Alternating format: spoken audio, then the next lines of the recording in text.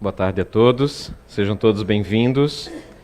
Quem não viu as outras palestras da mesma temática, não tem problema, tá? Porque elas são independentes entre elas, tá? Só vai ter menos conteúdo. Mas nada que depois, né, um YouTube não resolva daí, né? O nosso cérebro, ele é realmente um gerador de grandes fluidos magnéticos. Hoje, né, várias pesquisas, desde a antiga foto Kirlian, a novos equipamentos ainda que conseguem já captar alguma coisa de emanações psicobiológicas, outros pesquisadores que têm trabalhado nesse campo, como lá na Coreia, na Índia também, têm praticado. E através, né, claro, da psicografia da mediunidade, nós temos visto o quanto que nós estamos ligados uns com os outros, desde das questões mediúnicas, envolvendo pesquisadores espíritas, e fora do campo do espiritismo, que é na parapsicologia, nos estudos de telepatia, na transmissão de emoções e sentimentos, não propriamente de imagens através de clarividência, mas é aquele fato quando você toca o telefone, você atende e diz: poxa, fulano, estava pensando em você agora. Ou uma mãe que tem aquela intuição: aconteceu alguma coisa com meu filho, com a minha filha, e dito e feito. Nós estamos mergulhados não só num ambiente cheio de oxigênio, hidrogênio e demais elementos químicos, mas mergulhado em ondas não eletromagnéticas, que claro, hoje mais do que nunca, mas em energias sutis.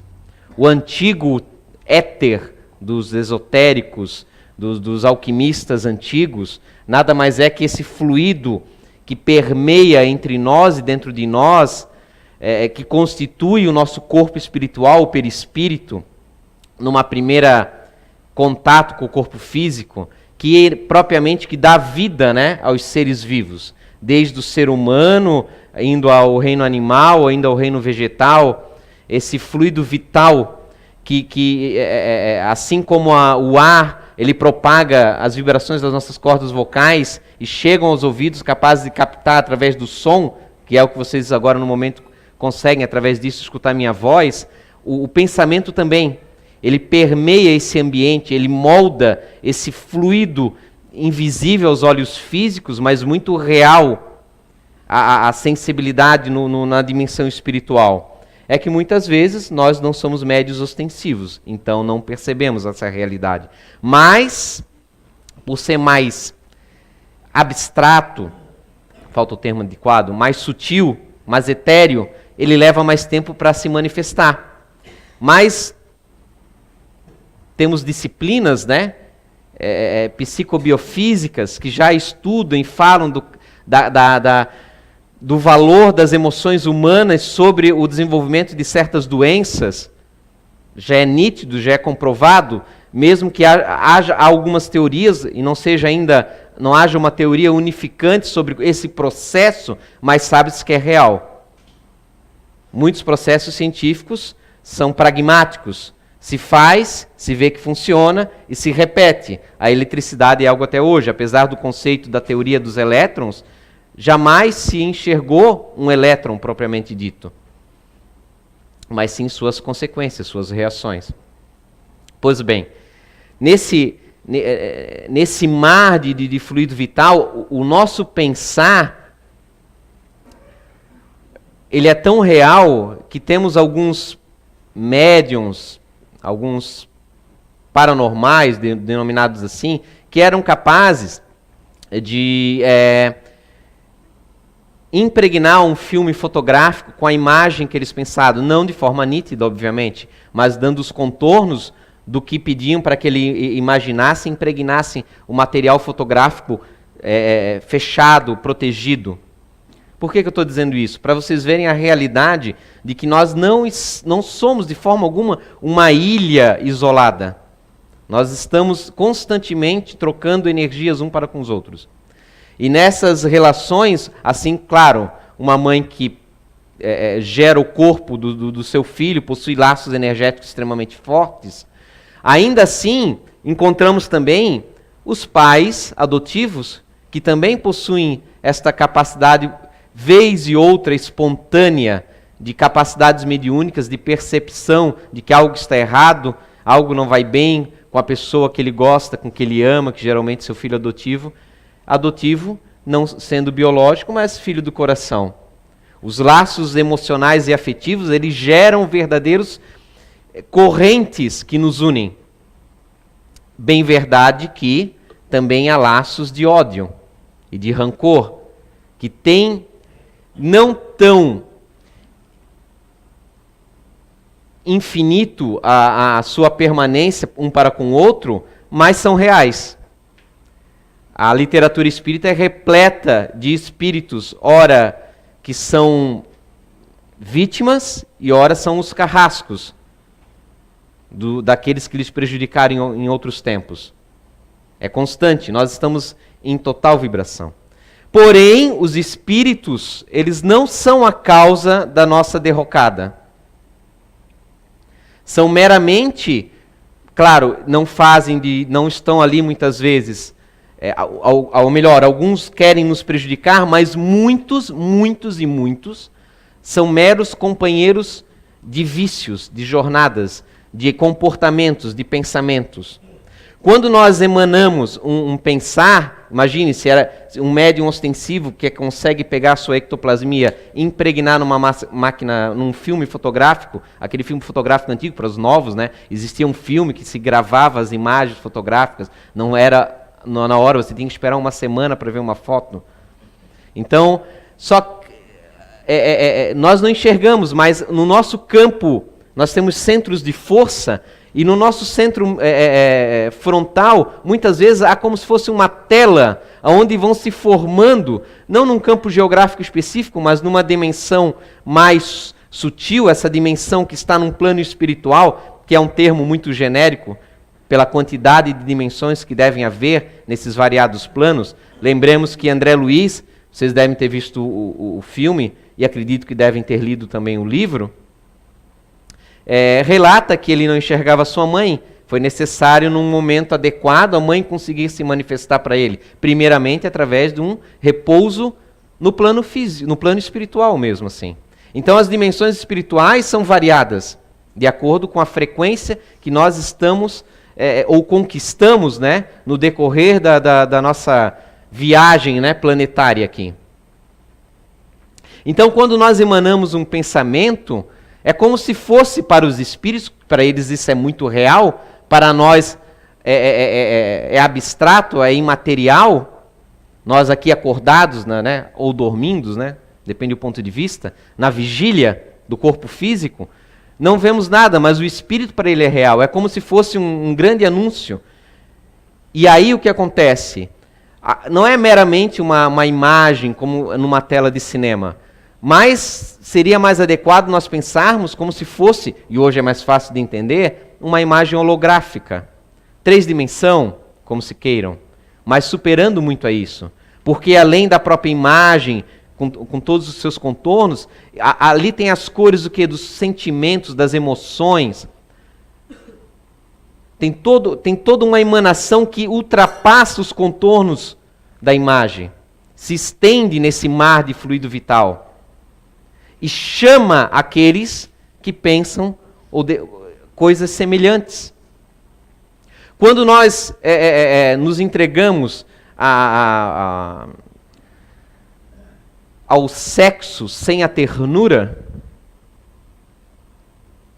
nós nos viciamos. Já é comprovado isso, através das devidas testes de ressonância, que a pessoa habitualmente que acompanha a pornografia, ela fica tão viciada quanto uma pessoa de drogas químicas. Inclusive, abrindo um parênteses, já está se chegando à conclusão que a própria tecnologia também está gerando esse tipo de situação. Tudo que é demais, tudo que é o excesso, começa a se tornar prejudicial. Primeiramente, a pessoa acredita-se dona da sua vontade, começa vez e outra, a se embrenhar e satisfazer os seus prazeres genésicos. À medida que isso se prolonga, ela começa a entrar num automatismo. Então surge a vontade desenfreada no seu íntimo. Começa então em horários mais furtivos ainda, mas de forma mais constante, mais prolongada. Chegando a um determinado passo, já não conseguir se controlar, perde o seu controle mental, a sua força de vontade, parece que se atrela às necessidades, aos desejos sexuais, começa a utilizar em horários já inapropriados, chegando a um determinado momento já que o seu campo vibratório já não lhe permite desenvolver, criar ideias mais elevadas. Com isso, não estou dizendo que ele não consiga pensar na palavra amor, na palavra ternura, não é isso? Nós o conseguimos, mas não conseguimos ficar de forma mais constante, não na palavra, mas na vibração, no trabalho. Logo, o seu pensamento ele é cortado por essa necessidade. Por quê? Porque junto a nós há uma multidão ao nosso redor. Pode ser um, pode ser dois, pode ser três. Vai depender muito dos seus contatos sociais, sim. Mesmo aqueles que não, óbvio, que não se utilizam de locais onde há o comércio do corpo humano para os prazeres sexuais, mesmo esses que se restringem à intimidade do lar, ao computador, ainda assim, a dimensão espiritual, ela não tem limitação das paredes de tijolos ou de madeira da nossa casa. Os espíritos sentem a vibração, assim como nós escutamos mesmo dentro de casa um estrondo de um trovão. Isto não limita a nossa capacidade auditiva. À medida que nós vamos nos viciando, nós vamos perdendo essa capacidade de vontade, ao mesmo tempo nós vamos vendo que temos outros já sem o corpo de carne, que têm essa necessidade e necessitam de você na carne para sentirem ainda os prazeres que eles acreditam que é tudo na vida. Aos poucos, então, nessa simbiose, seria o termo mais correto, a vontade ou os pensamentos nesses desejos, nessas fantasias vão surgindo constantemente no seu dia a dia. Já não é necessário uma pessoa surgir de forma erotizada à sua frente para lhe despertar fantasias. Qualquer pessoa é motivo para você pensar naquilo. Porque você perde o controle, mas é algo que você buscou, que você ainda tem esses conceitos dentro de si.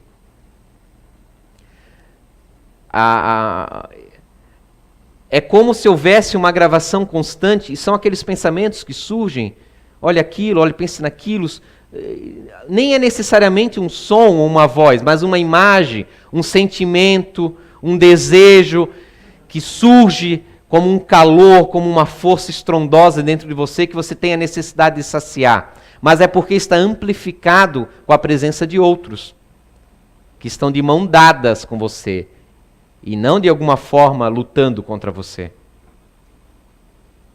Obviamente que aqueles que passam a caminhar de uma forma mais forte, aqueles que caem nos bordéis, aqueles que começam o adultério, que vão a locais acreditando que possuem necessidades carnais e é natural que satisfaçam, independente do que seja, acabam encontrando mais e mais companheiros desencarnados que vão lhe acompanhar.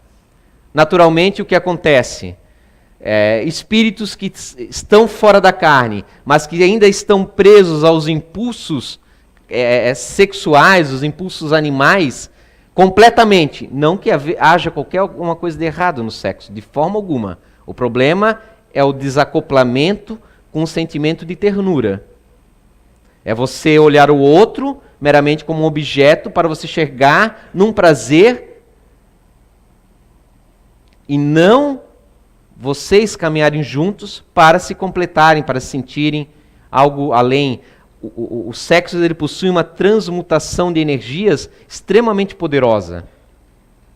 Recentemente, há pesquisas, não ainda confirmadas, mas que surpreendeu os pesquisadores, que toda relação sexual, mesmo aquelas de uma noite, como se disse, deixam na mulher um traço do código genético do seu parceiro. Como se fosse algum sistema de reserva de código genético. Não sabe, porém, a ciência que além de qualquer material biológico, há uma conjunção de centros de força no momento da intimidade, na qual há uma troca muito maior do que meramente material físico, mas sim aquele fluido vital que a gente começou no início. Junto com essa troca, junto nesse mar, nesse caldo de fluido vital, há, no plano espiritual, parasitas, micróbios, vamos dizer assim, faltando uma palavra melhor, larvas que sejam.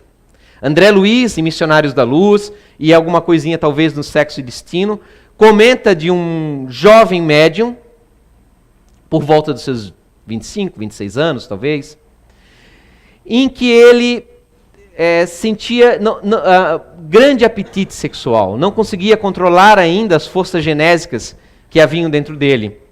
Fruto, claro, de uma indisciplina vinda de outrora, de vários tempos, agregado ao tempo atual, apesar da disciplina em que ele se colocava na vida em que estava, ainda assim, aquele jorro de energia ainda lhe dominava, em muitos momentos, o plano mental.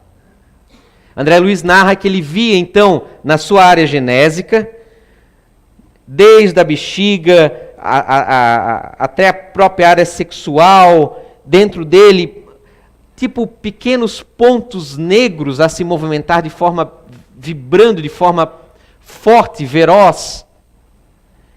E ao perguntar ao seu mentor, ele lhe esclarece que aqueles corpúsculos se tratava, na verdade, de emanações da sua própria mente, porque todo o nosso pensar, quando contínuo, e que envolva essa energia emocional junto dele, que carrega consigo uma grande força dos nossos fluidos, gera o que nós denominamos de forma pensamento.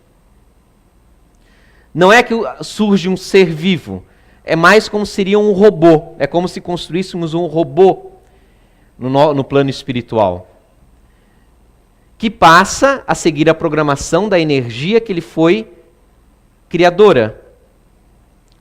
Como a mente ali deseja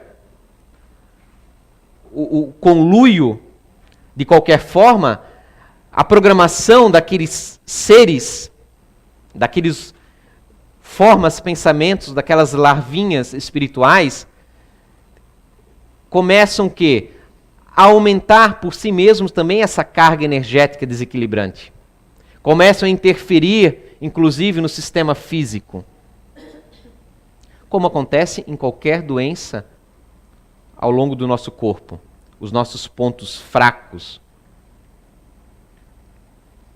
Narra ele, André Luiz ainda, que mesmo assim, além do própria mente da pessoa que gera, o próprio contato com outros espíritos em desequilíbrio, que se acoplam ao perispírito dele, perispírito a perispírito, se acoplam no campo mental durante o ato que não tem uma elevação de sentir, de pensar, o ato sexual, se acoplam junto dele, junto ao cérebro perispiritual, para que, pois, né, os sentidos, o êxtase no ato sexual, o prazer no ato sexual, ele é processado no nosso cérebro.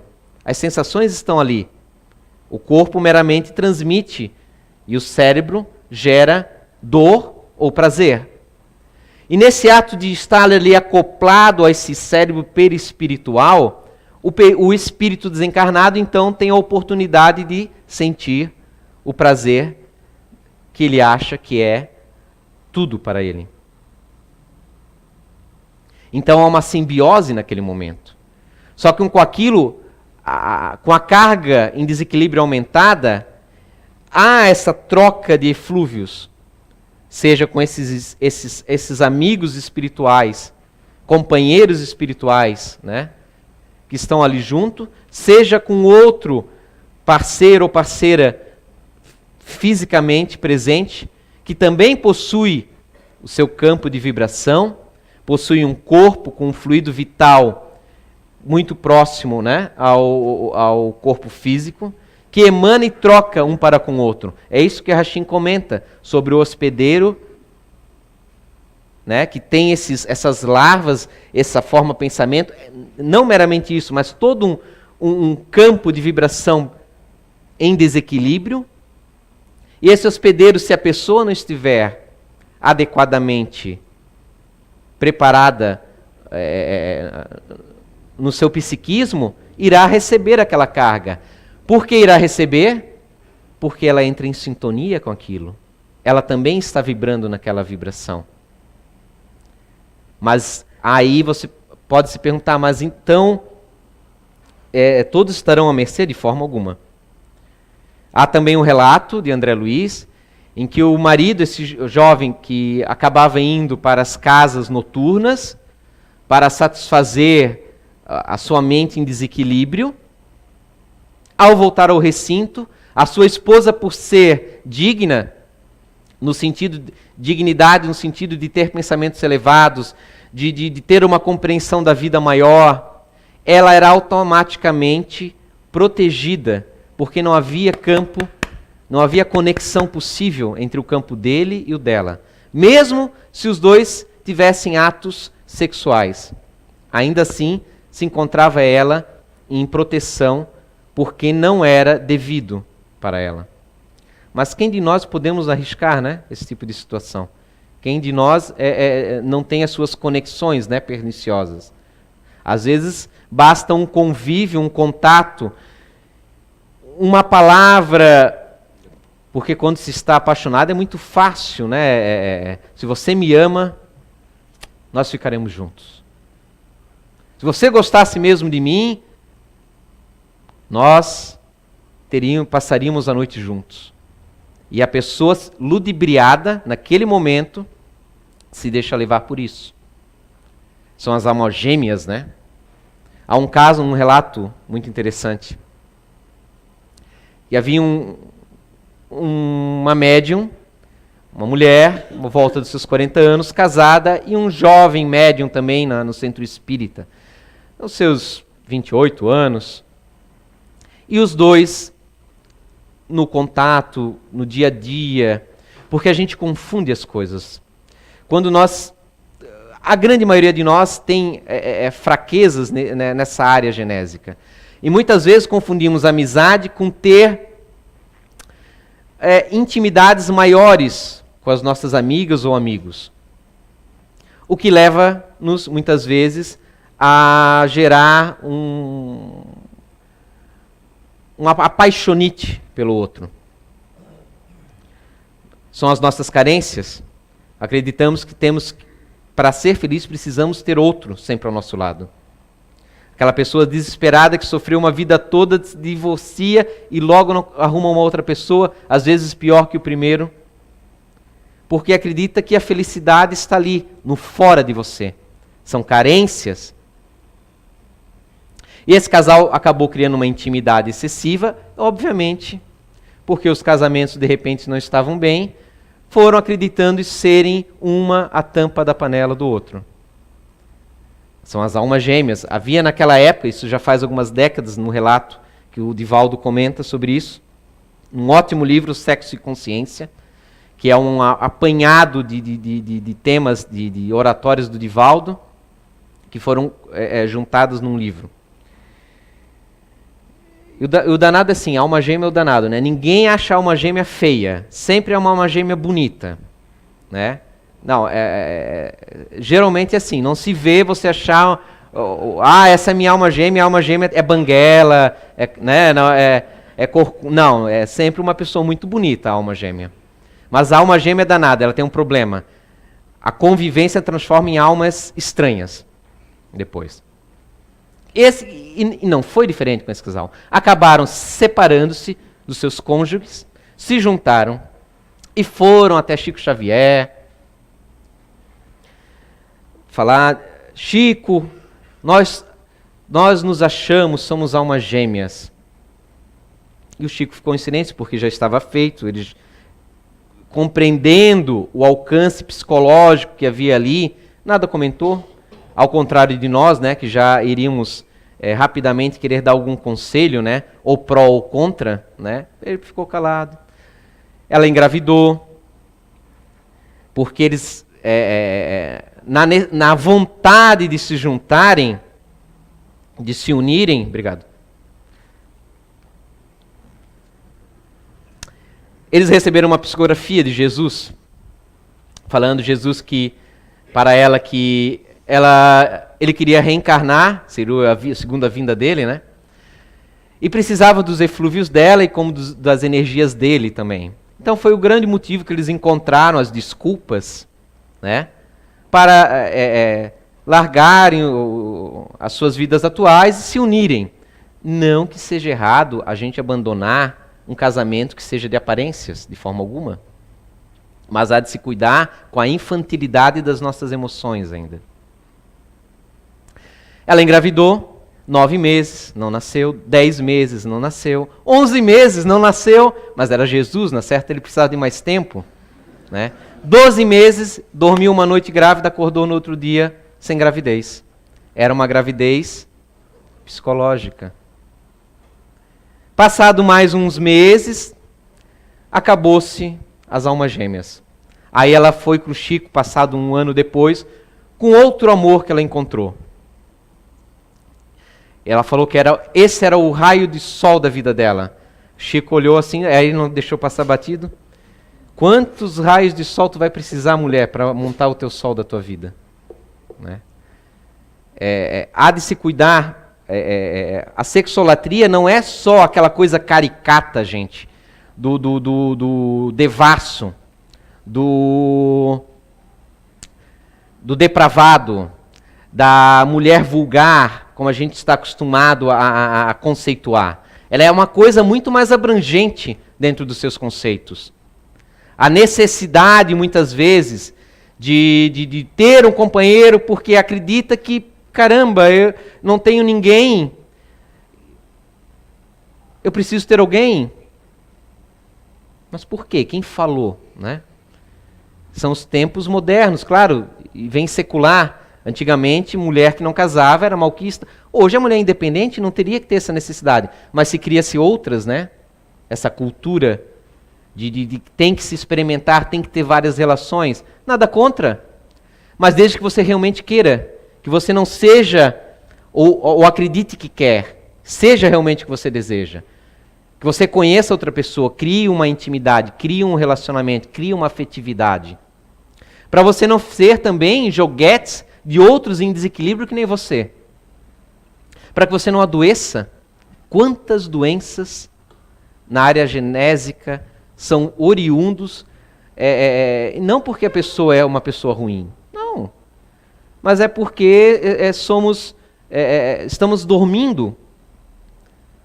Nos entregamos à primeira pessoa que surge sem saber quem é essa pessoa. Quais são o seu pensar? Como são os conceitos de vida? Isso vibra dentro dela. Isso é uma realidade. Isso, numa intimidade, num relacionamento, se transmite um para com o outro. A energia sexual pode nos levar a culminâncias que a gente não tem nem ideia ainda. Nós temos uma capacidade, um poder incrível. Em Sexo e Obsessão, temos o relato de uma cidadela no plano espiritual totalmente defassa, totalmente entregue ao vício. Porque quando nós desencarnarmos, se nós não nos preocuparmos agora de disciplinar nossa vontade, nós iremos automaticamente para onde sempre nós pensamos, sempre nós desejamos. Não vai adiantar você falar, eu quero ir para o céu, né, relativo, quero ir para o nosso lar, quero ir para uma colônia. As palavras não têm força, mas sim a energia que você acumulou ao longo de sua vida é que vai determinar isso. É uma coisa assim, pá! É que nem sonho. O sonho é um exemplo muito prático para a gente ver essa realidade. Comumente você está preocupado com alguma tarefa, seja no serviço, seja uma situação financeira, uma situação familiar. E você quer, não quero mais pensar nisso. Mas você dorme e automaticamente você sonha com aquilo. Você não consegue controlar. Assim é quando nós desencarnarmos. O corpo físico tem suas vantagens. Ele limita o nosso pensamento. A gente já pensa que às vezes é coisa ruim, como eu gostaria de ter a mente expandida. Não. Mas quais são as tuas energias? Tu não ia mais ter essa esponja para amortecer os teus desejos. E aí, se você a vida toda, sempre às escondidas, abraçou o campo pornográfico, você, na calada da noite, procurou o comércio sexual, se você desvirtuou pessoas, se você acabou com casamentos, se você enganou a sua parceira, o seu parceiro,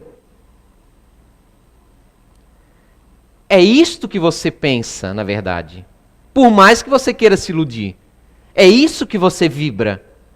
São essas emoções, esses sentimentos. E é nessa vibração que você automaticamente vai se ver despertar do outro lado. Quantos caem nessas cidadelas? Quantos perambulam? Marquês de Sade, que foi uma pessoa extremamente devassa, perambulou nessas regiões desde os seus desencarnes. Até quando conseguiu se resgatá-lo? Mas quantas agora reencarnações expiatórias necessitará? Deformações, situações de desencanto na vida. No livro Caminheiros do Bem, o irmão Humberto relata de forma muito sincera e proveitosa para os nossos estudos séculos presos à sexolatria mais terrível que tem, que era a prática criminosa do estupro. Durante quase 500 anos, 3, 4 vidas, sempre caindo na criminalidade, de forma serial. Até que, finalmente, ele consegue despertar, não que estava quites com o seu passado, mas despertar para a afetividade. 5 séculos sem constituir família. Quando então ele constitui uma família e a filha é estuprada. E aquilo é o ponto, a dor terrível que desencadeia o controle total da área genésica que ainda estava presente naquela vida, que ele já estava se esforçando e que era, de fato, naquela vida, uma boa pessoa. Mas ainda preso aos instintos animais. Nós temos uma energia. Quando você vê o Divaldo Pereira Franco, o maior orador espírita, com seus 90 anos de idade, com aquela juventude e aquela energia, não é mero acaso. Não é simplesmente que os espíritos bons que lhe acompanham, por mérito também, pegam ectoplasmias e carregam nele, mas é a disciplina mental, emocional que ele possui. como Chico, não casou, não teve filhos, mas teve os seus conflitos íntimos, na qual ele foi procurar, na época, Chico Xavier, já 16, 17 anos mais velho que ele, para lhe narrar as dificuldades de controle da área genésica. Porque, como todo ser humano, e isso é normal, mesmo estando casados, diante de uma pessoa com determinada carga energética, nós podemos, e é natural, nos sentirmos atraídos. É normal, o corpo tem o seu automatismo e manifesta nessa atração mais energética, às vezes, a excitação física. Mas isso, de forma alguma, quer dizer que devemos dar vazão. Quantas vezes na nossa realização a gente quer dar a mão na cara de algumas pessoas, no nosso desequilíbrio, mas nós não fazemos. Embora, muitas vezes, as emoções querem se apresentar dessa forma. O campo genésico é a mesma coisa. O fato de sentirmos a atração sexual é normal e é natural, mas não quer dizer nem tudo me convém. Então, Divaldo, conversando com Chico, Chico lhe narrou também que ele possuía suas dificuldades de controle. Porque ambos, tanto Divaldo como Chico, queriam casar em determinado momento, queriam ter filhos. Mesmo Divaldo tendo todas aquelas crianças adotivas na Mansão do Caminho, ainda assim ele sentia, poxa, mas será que... Mas não era o objetivo deles. Eles precisavam daquelas energias genésicas para vitalizar o seu corpo físico e aguentar o tranco. Porque Chico Xavier, ele psicografava das 7 da noite às 2 da manhã, direto, sem parar, sem ir ao banheiro, sem fazer nada. Depois ainda lia as cartas, chegava às 3, 4 da manhã em casa. Então ele necessitava dessas energias. E ele narrou, Chico Xavier, a seguinte historinha. Não que há problemas de nós casarmos e termos relações sexuais. Eles não se consideravam santos e não eram santos. Tinham suas falhas, tinham seus apetites sexuais, mas também haviam grandes personagens que se casaram e fizeram trabalhos altíssimos. Figura mais exemplar disso é Bezerra de Menezes. Casou 2 vezes, teve vários filhos e foi a se ser excepcional no Brasil, no movimento espírita. Trabalhador e espírito depois, solicitado, dado a ele passaporte para mundos mais avançados, na qual ele renegou, preferiu ficar mais um tempo junto aos nós pequeninos humanos ainda, para contribuir de alguma forma. Então, a questão do sexo, da procriação, da carícia íntima não é o problema, mas o controle disciplinar. E aí ele narrou que havia um rei que não ouvia o seu conselheiro, porque havia uma grande seca e o povo começava a passar fome, e os celeiros cheios, mas o rei achava que não vou repartir aquela comida com o povo, porque é para os meus guerreiros, os meus militares, e se alguém invadir o nosso país? E ele, na sua abastança, tranquilo, no seu palácio, os seus soldados, e o conselheiro lhe avisou várias e várias vezes. A um determinado momento, claro, a insurreição, o povo se rebelou. Já no quintal do palácio, o rei falava, e agora? Me diga o que eu faço. Me diga o que eu faço. Se há alguma solução num momento tão difícil. E o conselheiro, o sábio, falou que agora só lhe resta ser a sinceridade. Vá até o varandão, abra as portas e fale abertamente para eles que você está arrependido e que você vai ajudá-los. E que não é fácil ser um rei. E você erra também. Mas eles vão me matar? Vão lhe matar de qualquer forma? Mas seja sincero.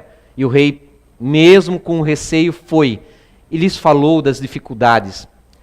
Que ele compreendia agora, ele não sabia que havia tanta fome no seu egoísmo.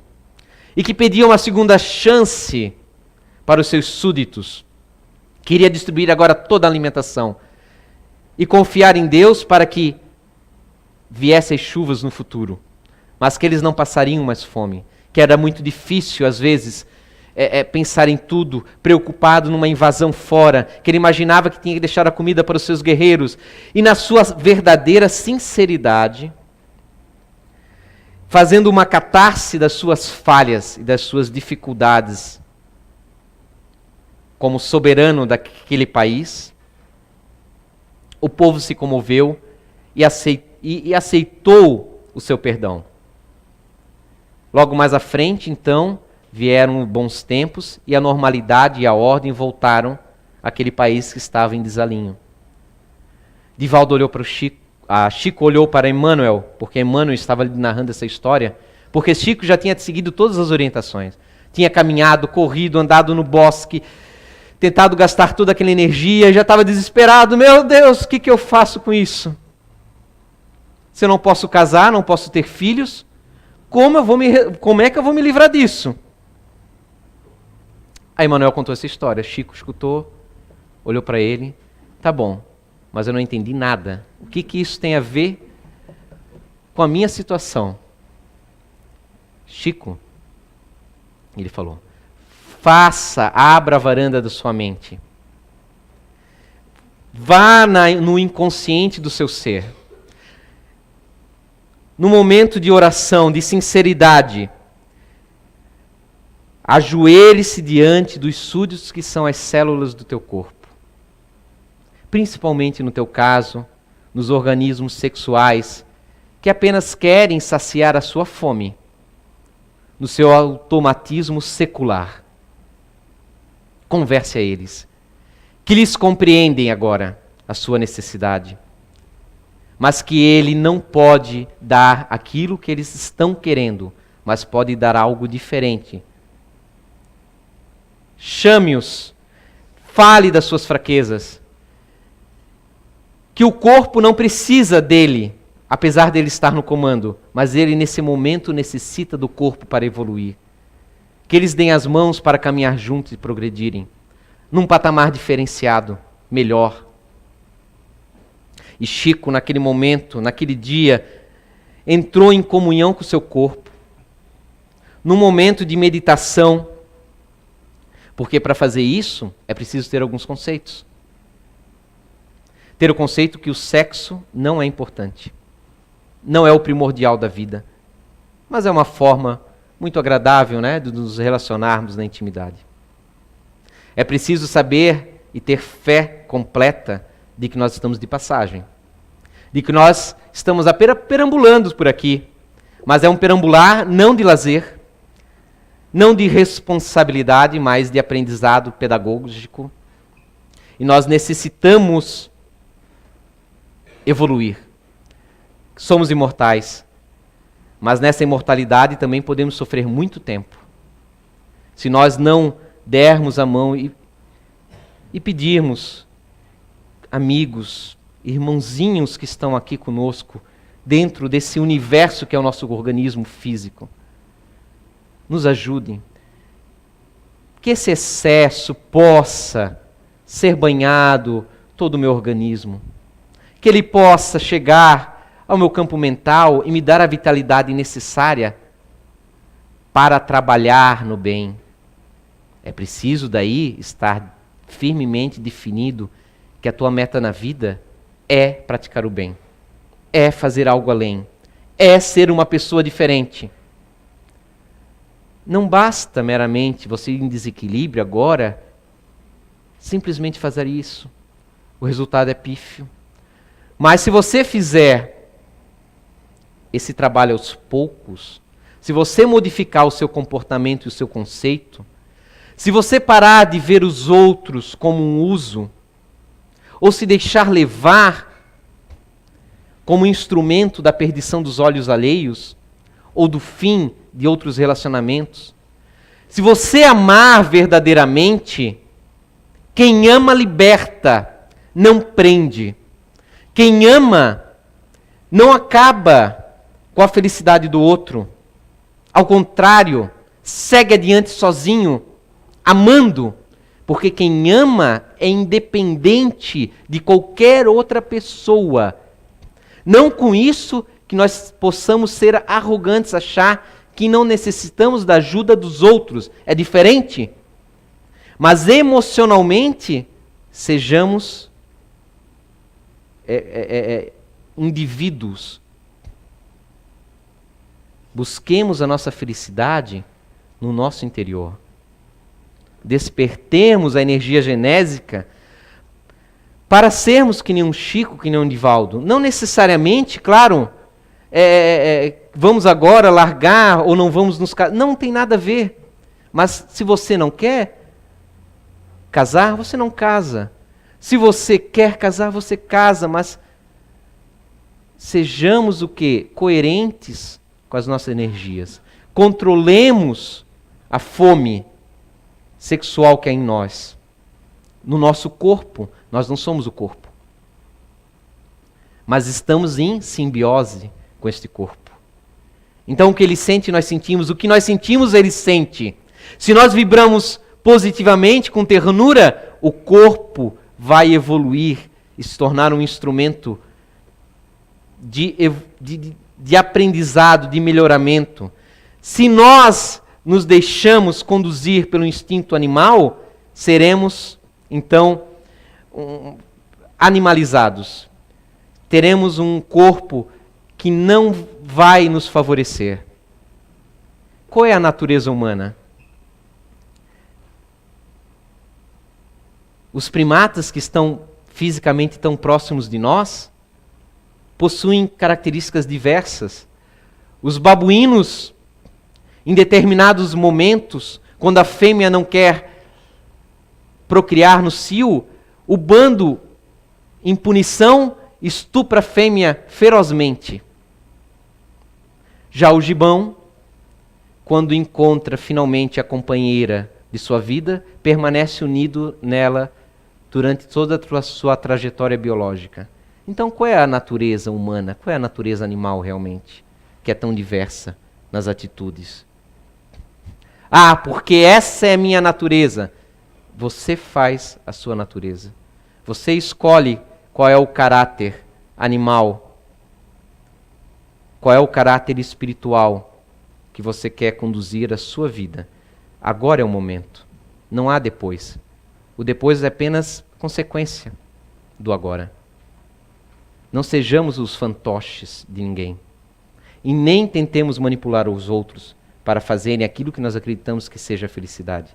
Sejamos nós portadores, como a Rachim comenta na psicografia, sanearistas do bem. Sejamos nós médicos de nós mesmos e, porventura, através do exemplo de outros. Né? Uma boa semana a todos, muita paz.